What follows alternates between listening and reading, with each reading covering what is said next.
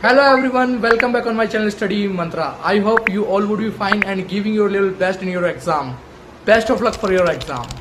So guys, आज की इस वीडियो में हम जानने वाले हैं how to get good marks in IGNOU exam.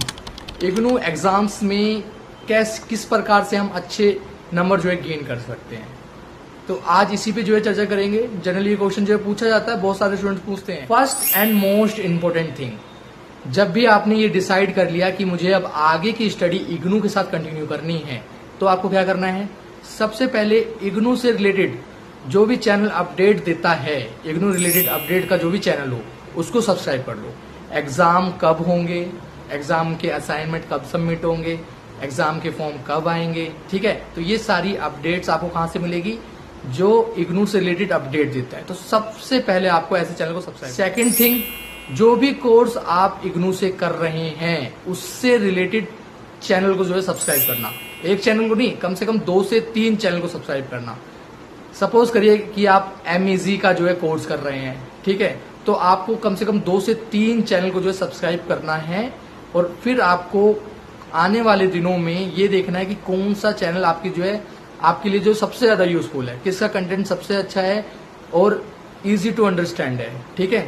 तभी वो आपके एग्जाम में जो है help. Third most important thing is know your syllabus. अपने सिलेबस को जो है ना जानो। Go through with your syllabus, go through your syllabus. अपने सिलेबस को जो है जानो सब्जेक्ट के अकॉर्डिंग। सब्जेक्ट कोई भी जो है सब्जेक्ट है उसको उठाओ, उसका जो है सिलेबस जो है देखो, चैप्टर्स जो है देखो कौन कौन से जो है ना चैप्टर्स हैं आपके सिलेबस में।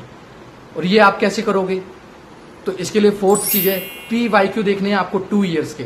2 ईयर्स के PYQ मोर देन सफिशिएंट है। जैसा कि आपको पता ही है कि इग्नू में एग्जाम जो है सेमेस्टर वाइज होते हैं, यानी कि जून और जुलाई सेशन में जो अभी हो रहा है, और उसके बाद दिसंबर और जनवरी सेशन में, यानी कि 2 ईयर्स में आपके पास 8 क्वेश्चन पेपर होंगे।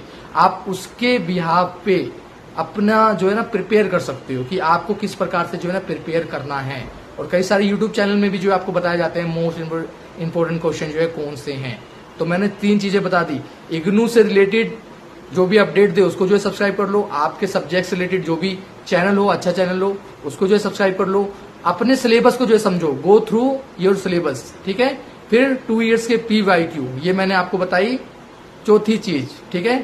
5वीं चीज क्या कि जो आपका जो सिलेबस है ना, उसके साथ साथ भाई आपको कम से कम इन अ डे 2 आवर्स देने हैं। 2 आवर्स आप देखिए, जब आप एग्जाम फॉर्म जब फिलअप कर देंगे ना, आपको तब से जो है तैयारी स्टार्ट कर देनी है। और आप चाहे तो दिन में, रात में, कैसे भी करके 2 घंटे का जो है समय निकालिए, ठीक है। यूट्यूब चैनल के साथ साथ अपनी बुक्स, अपना जो भी सपोर्टिंग मटेरियल है उसको साथ रखिए और वहीं से अपनी पढ़ाई को जो है स्टार्ट कर दीजिए, ठीक है guys.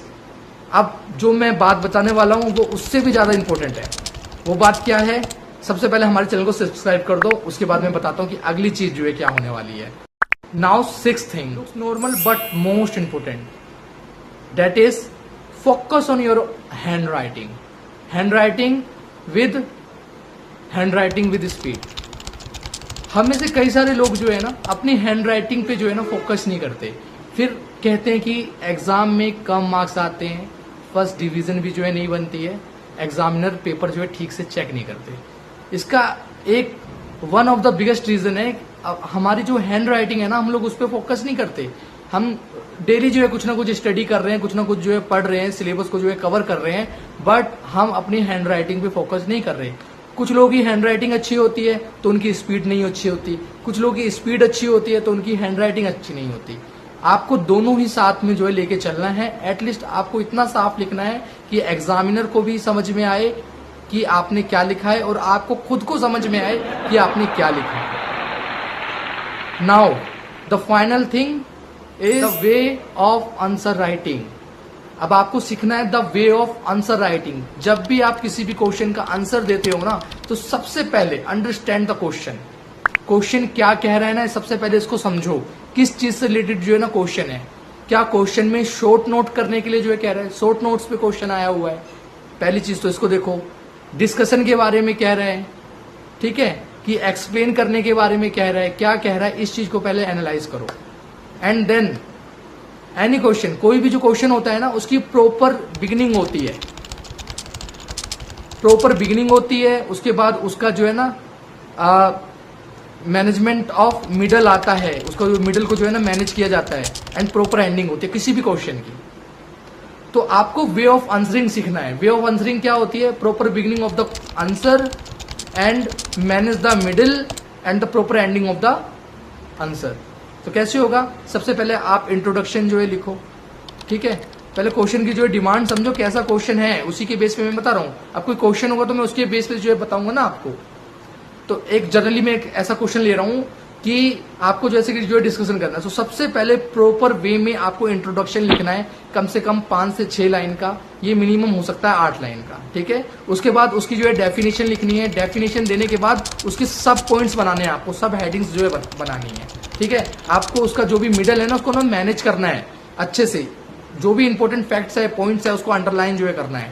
And then proper ending of the answer, और आपको अपने आंसर की एंडिंग करते हुए ना कंक्लूजन जो है लिखना है, ठीक है। सो गाइस, आई होप आपको जो है समझ में आया होगा आप किस प्रकार से इग्नू में अच्छे मार्क्स जो है गेन कर सकते हैं। चलिए गाइस, मिलते हैं नेक्स्ट वीडियो में। Thank you so much.